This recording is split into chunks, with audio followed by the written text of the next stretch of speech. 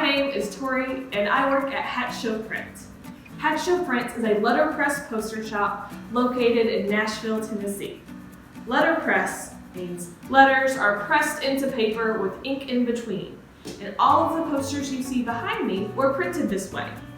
Letterpress printing is a great way to mass produce and make hundreds of prints. But sometimes we want to make a special print when there's only one of. That's called a monoprint. Today I'm going to help you make your own monoprint at home using a homemade gelatin plate.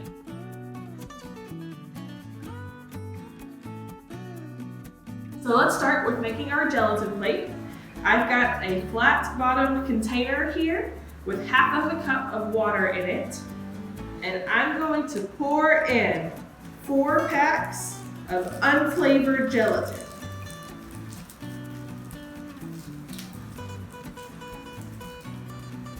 And I'm just gonna stir that in. It's gonna make kind of a gritty texture. It's gonna be kind of yellow. Once you've got everything stirred together, you're going to add 1/4 of a cup hot water. And that's what's going to help the gelatin kind of break down and mix in. So now I'm going to stir that some more. Try and break up any of the clumps that you might see.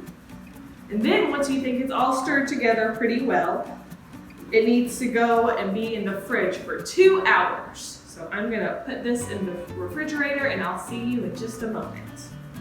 All right, so my jelly plate sat in the fridge for 2 hours and now it's nice and firm. I'm going to remove it from the container so we can use it to print with. So I'm going to take a butter knife and just kind of slice along the edge of my container so it's easy to get out. I'm going to flip it over.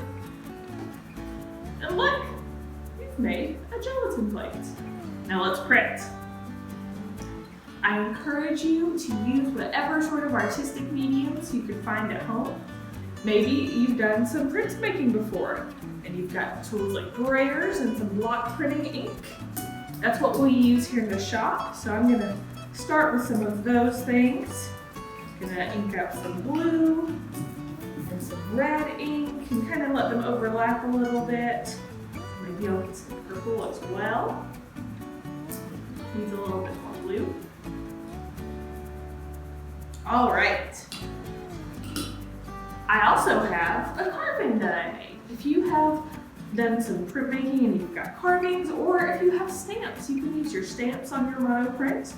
And I'm just gonna kind of place this on the gelatin and press down, gentle but still firm. We want the ink to come off with the carving, so then that'll be a white area on your print. But we also don't want to press so firm that we punch the carving through the gelatin.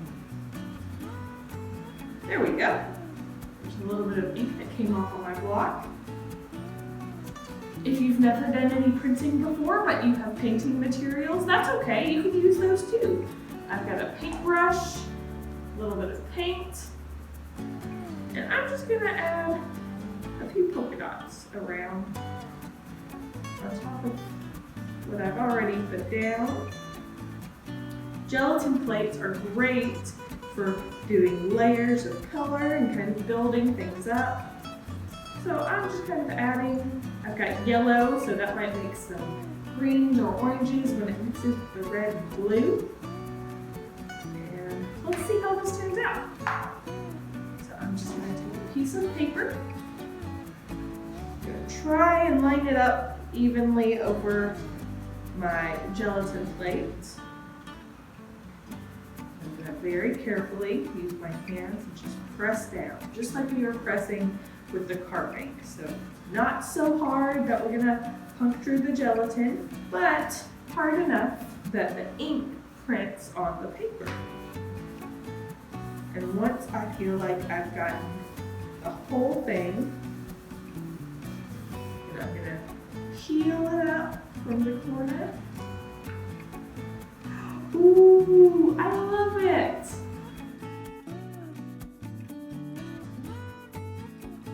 right. And the great thing about gelatin printing is, do you see how clean this is? All I have to really do is wipe it off with just a wet rag, and then I can make another mono print and make something different. And your plate will last for about a week, so you can make lots and lots of prints with your gelatin, and I hope you have fun creating. Bye.